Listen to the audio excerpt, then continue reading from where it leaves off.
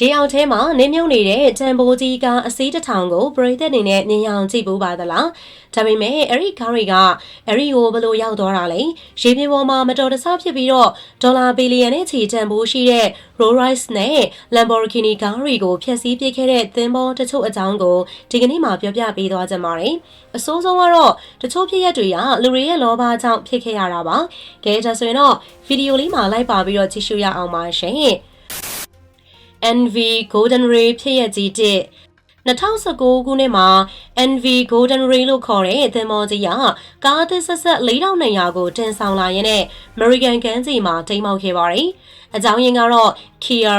SUV ကားကြီးတွေကိုအလေးချိန်မမျှတအောင်တင်ဆောင်ခဲ့လို့ပါ။သင်္ဘောကစိတ်ကမ်းအနေထွက်ပြီး23မိနစ်အကြာမှာပဲစတင်ဆောင်းလာပြီးတော့တိမ်းမှောက်သွားခဲ့ပါတယ်။2020မှာတော့ဒီသင်္ဘောကြီးကိုလှော်အကြီးကြီးတွေနဲ့ရှစ်ပိုင်းပြီးတော့ဖယ်ရှားခဲ့ရပါတယ်။အစားတော့မီးလောင်တာလို့ထင်ခဲ့ပေမဲ့တကယ်တမ်းက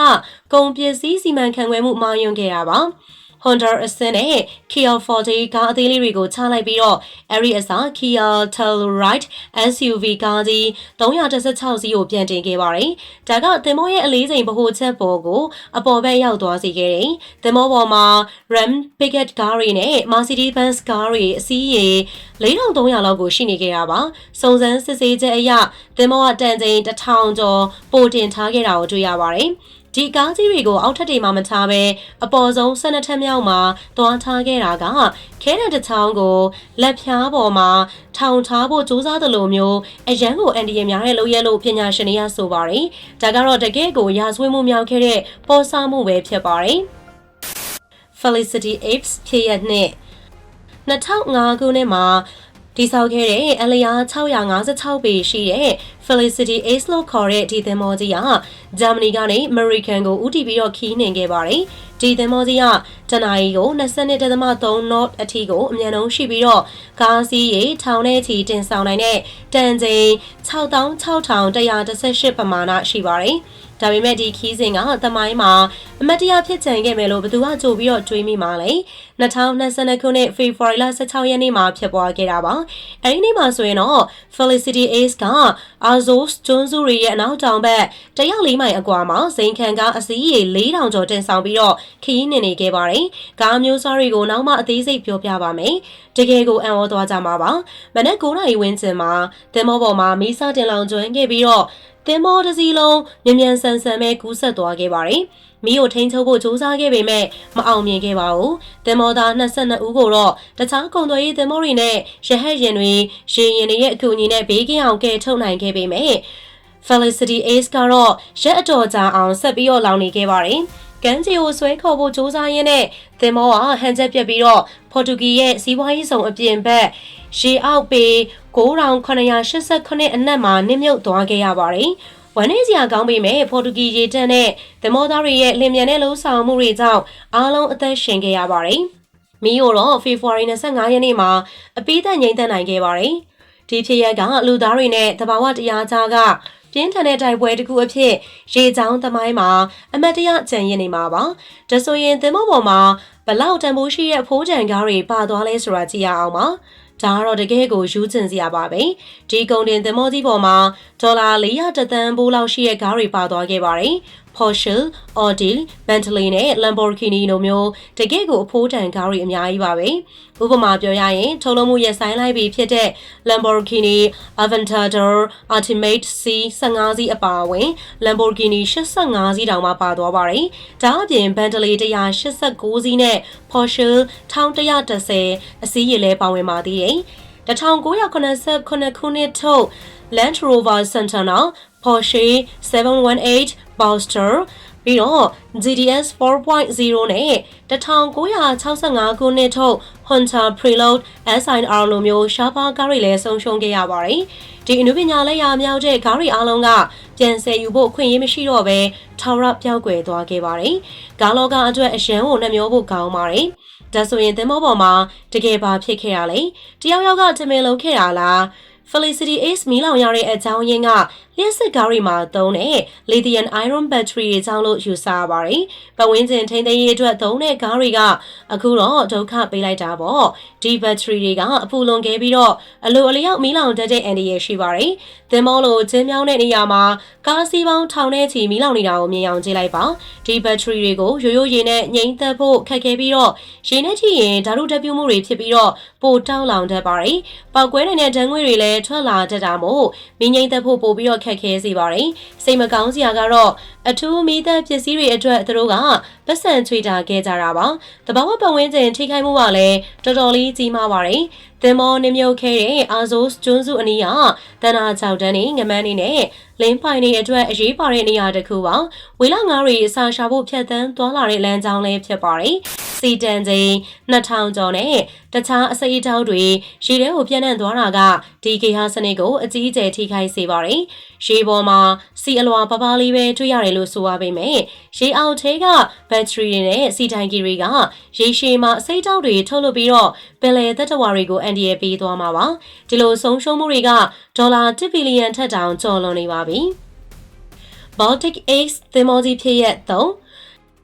ဒီနောက်မှာနောက်ထပ်ယူသွစရာဖြစ်ရတစ်ခုရှိပါသေးတယ်။နယ်သာလန်ကန်လွန်မှာတော့ပြင်းထန်တဲ့ရေကြောင်းမတော်တဆမှုတစ်ခုဖြစ်ပွားခဲ့ပြီး Mitsubishi ကားအသစ်တွေတင်ဆောင်လာတဲ့ Baltic Ace လို့ခေါ်တဲ့ကုန်တင်သင်္ဘောကြီးနစ်မြုပ်သွားခဲ့ပါတယ်။ပြောရမယ်ဆိုရင်တော့ Covers J သင်္ဘောနဲ့တိုင်းမိခဲ့ပြီးတဲ့နောက် Baltic Ace က Valchian က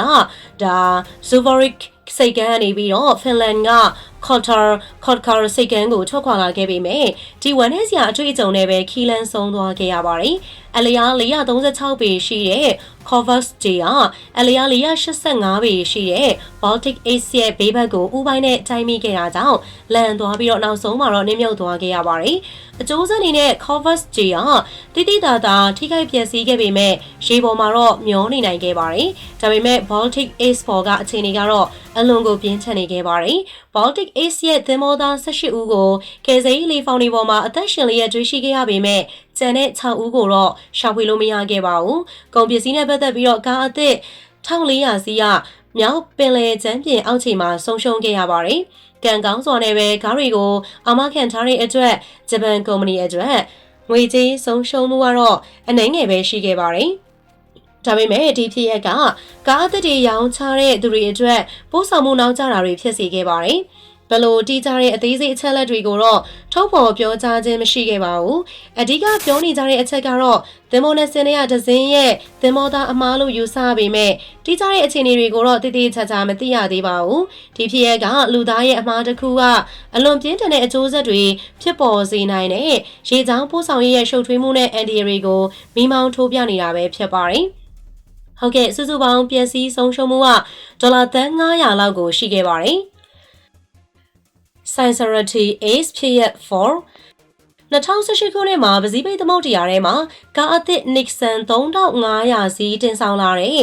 Sincerity Ace ကားတင်သင်္ဘောကြီးမီးလောင်ကျွမ်းခဲ့ပါတယ်။ဂျပန်ကနေဟာဝိုင်အီကိုသွားနေတဲ့လမ်းကြောင်းမှာမီးလောင်တာဖြစ်ပါတယ်။သင်္ဘောသား22ဦးကမီးကိုငြိမ်းသက်နိုင်ခြင်းမရှိခဲ့တဲ့အတွက်သင်္ဘောကိုစွန့်ခွာခဲ့ရပါတယ်။နောက်ပိုင်းမှာသင်္ဘောသား9ဦးကပင်လယ်ပြင်မှာပျောက်ဆုံးသွားခဲ့ပါတယ်။ Shokian Kishore ကနေပြီးတော့ထုတ်ပြန်ကြေညာချက်ထဲမှာကယ်တင်ရှင်သင်္ဘောတွေကနေဆင်းသက်လာတဲ့ကြန့်ရှိနေသေးတဲ့သင်္ဘောသား16ဦးစလုံးကိုစိတ်ဘက်ဆိုင်ရာကျွမ်းကျင်သူတွေကစစ်ဆေးခဲ့ပြီးတော့သူတို့အားလုံးအခြေအနေကောင်းမွန်ကြောင်းတွေ့ရှိရပါတယ်လို့ဖော်ပြထားပါတယ်။ဒီအခက်အခဲအချိန်မှာသင်္ဘောသားတွေနဲ့သူတို့ရဲ့ချစ်ရတဲ့သူတွေအတွက်ကျွန်တော်တို့ရဲ့အတွေ့အမြင်နဲ့ဆုတောင်းစကားတွေရှိနေကြပါတယ်လို့လည်းပြောကြားခဲ့ပါတယ်။မီးလောင်ရတဲ့အကြောင်းရင်းကတော့အခုထိမသိရသေးပါဘူး။ဒါပေမဲ့သင်္ဘောပိုင်ရှင်ကအကြောင်းရင်းကိုဖော်ထုတ်နိုင်ဖို့သက်ဆိုင်ရာအာဏာပိုင်တွေနဲ့အနီးကပ်ပူးပေါင်းဆောင်ရွက်သွားမယ်လို့ပြောကြားခဲ့ပါတယ်။ပိုင်ရှင်တွေဘလောက်ထိခိုက်နေတာခဲ့တယ်လဲ။ဒေါ်လာသန်း800ဝန်းကျင်လောက်ပါ။သင်္ဘောပိုင်ရှင် Shokishan Kashar ရဲ့ကိုယ်စားလှယ်တဦးကဇန်နဝါရီလ30ရက်နေ့မှာသင်္ဘောဟာကျူရှူကျွန်းရဲ့တောင်ဘက်ခြမ်းကရှိဘူရှိဘေးမှာရနာပြီးတော့စောင်းနေတဲ့အနေအထားကိုပြန်လည်ပြင်ဆင်ခဲ့ကြောင်းအစီရင်ခံခဲ့ပါတယ်။ပြီးတော့ဖေဖော်ဝါရီလ9ရက်နေ့မှာတော့လောင်စာစီတိုင်ကြီးတန်ရှင်းလုပ်ငန်းတွေလှုပ်ဆောင်ဖို့အလားတူကျူးရှူကျွန်းတွေက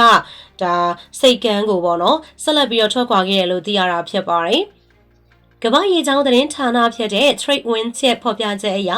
ထိခိုက်ပျက်စီးမှုအကဲဖြတ်ပြီးတော့ ခေတ္တပြင်ဆင်မှုကိုလုပ်ပြီးတဲ့အခါမှာတော့ဆက်လက်ပြီးတော့ဒါ sincerity အပြည့်အဝပြင်ဆင်ဖို့တောင်မှတောင်ကိုရီးယားက Mukbang ကိုဦးတည်ပြီးတော့ထွက်ခွာသွားတယ်လို့သိရတာဖြစ်ပါတယ်ပြောရမယ်ဆိုရင် Choi Kishar ကတော့နောက်ဆုံးနေရာကိုမဆုံးဖြတ်ရသေးဘူးလို့ပြောကြားခဲ့ပါတယ်အဲ့ဒီထုတ်ဝေမှုကအဲ့ဒီသင်္ဘောပေါ်ကကားအားလုံးကအကျိုးရှိရှိပျက်စီးသွားခဲ့တယ်လို့လည်းမှတ်ချက်ပြုခဲ့ပါတယ်။ကားအသစ်3500အစီးရေဆုံးရှုံးလိုက်ရတာကမြောက်အမေရိကကိုပို့ဆောင်မှုတွေကိုတိတိတတ်တာထိခိုက်စေခဲ့ပြီးတော့အဲ့ဒီအချိန်ကကုန်သည်တွေဈေးနှုန်းတွေတင်ပြီးတော့ရောင်းခဲ့ရပါတယ်။ဟုတ်ပါတယ်။ဘာလို့လဲဆိုတော့ဒီလိုမတော်တဆမှုတွေအတွက်နောက်ဆုံးမှာတော့စားသုံးသူကပဲငွေပေးရတာလေ။ဒါကဈေးကွက်ရဲ့လေပတ်ပုံပဲဖြစ်ပါတယ်။သင်္ဘောကြီး Fermanter Highway မနေ့ကဇူလိုင်လကုန်ပိုင်းက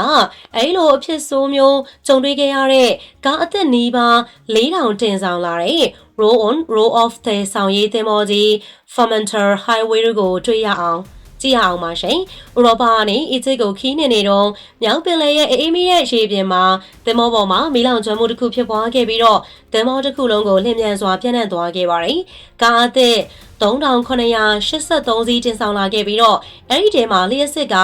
498စီးပါဝင်ပါတယ်။မီးလောင်ရတဲ့အကြောင်းရင်းကတော့ကားတစ်စီးရဲ့ပေါက်ကွဲမှုတစ်ခုကြောင့်မီးလောင်တာလို့ယူဆရပါတယ်။ဟုတ်ကဲ့လျှက်စစ်တည်ယူပို့ဆောင်ရေးသူ့ရဲ့ဓာတ်ဆီသုံးမော်ဒယ်တွေကိုဖျက်ဆီးပစ်ဖို့ဆုံးဖြတ်လိုက်တာကိုနောက်တစ်ချိန်တွေ့ရပြန်ပါပြီ။သင်္ဘောပေါ်ကအချိန်တွေကအလွန်ပြင်းထန်ခဲ့တာကြောင့်သင်္ဘောသားတို့ကအသက်ရှင်ဖို့အတွက်အေးမီရဲ့ရှည်တွေကိုခုန်ချခဲ့ရပါတယ်။ဝန်နေစရာကောင်းတာကအဲ့ဒီတွေကတူကတော့အသက်ပါဆုံးရှုံးခဲ့ရပါတယ်။ဂျိုးပန်းမှုတွေအားလုံးရှိပေမဲ့မီးရအမခန်းမြန်ဆန်ဆန်ပြန့်နှံ့သွားခဲ့တာကြောင့်သင်္ဘောသားတွေနဲ့ခီးသည်တွေဆုတ်ခွာခဲ့ရပါတယ်။မီးလောင်ရတဲ့အကြီးစားတဲ့အကြောင်းရင်းနဲ့ပတ်သက်တဲ့အချက်အလက်တွေကတော့ရှင်းရှင်းလင်းလင်းမသိရသေးပါဘူး။ဘာလို့လဲဆိုတော့တာဝန်ရှိသူတွေက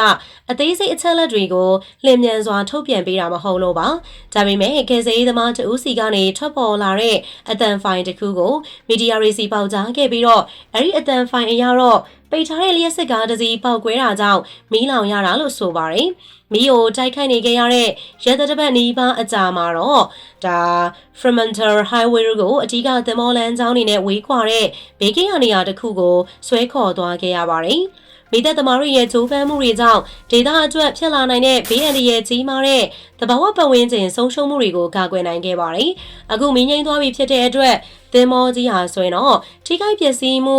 အကဲဖြတ်မှုနဲ့အနာဂတ်အတွက်ဆုံးဖြတ်ချက်ချဖို့ဆောင်ဆိုင်ရင်းနဲ့နယ်သာလန်မြောက်ပိုင်းကစိတ်ကံတစ်ခုမှာစိုက်ကပ်ထားပါတယ်။အစောပိုင်းခံမှန်းချက်အရပျက်စီးဆုံးရှုံးမှုကဒေါ်လာ1ဘီလီယံဝန်းကျင်လောက်ရှိလိမ့်မယ်ဆိုပြီးတော့ခံမှန်းထားပါတယ်။ Costa Concordia ခီးတဲ့တင်လေသင်္ဘောကြီးလူတွေအကြောင်းပြောရရင်ခေတ်သစ်မှာအကြီးမားဆုံးသင်္ဘောနှင်းမြုပ်မှုကြီးတစ်ခုအကြောင်းပြောပြချင်ပါတယ်။အဲဒီမှာလူပေါင်းထောင်ချီရဲ့အသက်တွေကံအားလျော်စွာကယ်တင်နိုင်ခဲ့ရလဲဖြစ်ပါတယ်။ Costa Concordia သင်္ဘောတင်ကြီးခီးတဲ့တင်သင်္ဘောကြီးနှင်းမြုပ်ခဲ့တဲ့အဖြစ်အပျက်ကသမိုင်းမှာဆိုရင်တော့အဆိုးရွားဆုံးအန်ဒီယရီဒေးကရေချောင်းအန်ဒီယအဆိုးရွားဆုံးဖြစ်ကိုကျန်ရှိနေတာဖြစ်ပါတယ်။2012ခုနှစ်ဇန်နဝါရီလ23ရက်နေ့ညပိုင်းမှာဒီသင်္ဘောကြီးဒါပြောရမယ်ဆိုလို့ရှိရင်တော့ Tyrrhenian Sea Stay က Giglory Journey ကကြောက်ဆောင်နေတဲ့တိုင်းမိခဲ့ပြီးတော့လူပေါင်း4252ဦးသင်္ဘောပေါ်မှာရှိနေခဲ့ပါတယ်။ဒီလိုနှင်းမြုပ်ရတဲ့အကြောင်းရင်းကတော့သင်္ဘောကပတိန်ကနေပြီးတော့သင်္ဘောသားတွေကအမားတွေနဲ့မာယွန်းတွက်ချက်မှုတွေအကြိမ်ကြိမ်လုပ်ခဲ့တာကြောင့်ဖြစ်ပါတယ်။ဒီသင်္ဘောပိုင်ရှင် Costa Cruceria ကုမ္ပဏီမှာGiglory ကျွန်းကိုအနီးကပ်နေပြီးတော့လိုအပ်တဲ့နှုတ်ဆက်တဲ့ပြင်ဆင်မှုတွေနဲ့တီးခြားတဲ့ဒေသရင်းမြေပုံတွေမပါဘဲနဲ့ဟွန်တီးပြီးတော့နှုတ်ဆက်တဲ့အစင်လာတစ်ခုကိုရှိခဲ့တာဖြစ်ပါတယ်။ဘေးအန္တရာယ်မဖြစ်ခင်ညမှာကပတိန်ကသတ်မှတ်ထားတဲ့လမ်းကြောင်းကနေသွေးဖယ်ပြီးတော့ကျွန်းနာကိုကတ်ခဲ့ပါတယ်။သူကအော်တိုဘိုင်လောနဲ့လမ်းကြောင်းပြစနစ်တွေကိုပိတ်ထားခဲ့ပြီးတော့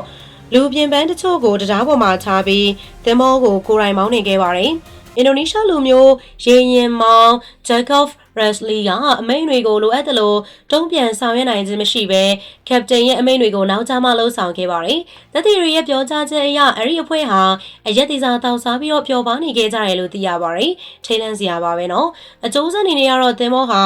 ကျောင်းဆောင်ရှိတဲ့ဂဲယိုရနာကိုအန်ဒီရရှိစွာကပ်မိပြီးတော့ကျောင်းဆောင်နေတဲ့တိုင်းမီယာကနေသင်္ဘောကိုယ်တွေကိုပြင်းထန်စွာထိခိုက်ပျက်စီးစေခဲ့ပါတယ်။သင်္ဘောရဲ့စွမ်းအင်ထုတ်လုပ်ရေးစနစ်ပျက်စီးသွားတာကြောင့်မီးပြတ်တောက်သွားပြီးတော့သင်္ဘောကိုထိန်းချုပ်လို့မရတော့ပါဘူး။အချိန်ကြာမြင့်စွာကယ်ထုတ်ခဲ့ရတဲ့ကယ်ဆယ်ရေးတွေအပြီးမှာသင်္ဘောကြီးက